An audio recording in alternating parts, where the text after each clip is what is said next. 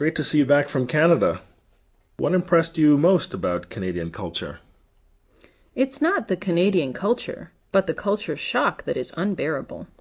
What do you mean by culture shock?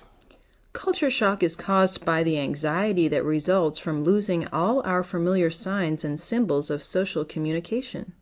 Being more specific, what is that?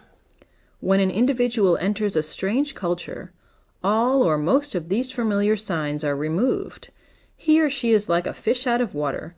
A series of props have been knocked out from under him, followed by a feeling of frustration and anxiety. What are people's reactions?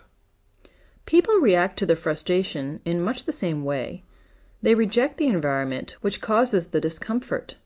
The home environment suddenly assumes a tremendous importance. All the difficulties and problems are forgotten, and only the good things back home are remembered. It usually takes a trip home to bring one back to reality. That's why I'm back. It's like an illness. Yes. Any other symptoms?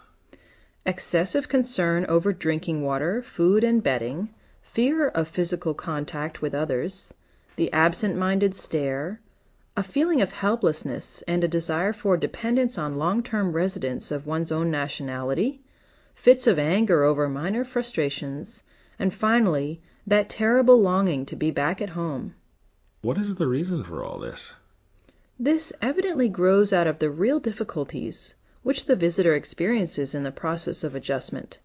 There are house troubles, transportation troubles, and shopping troubles. I bet everyone comes across some difficulty.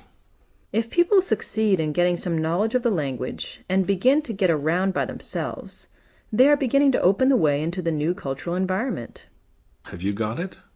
Hard to say.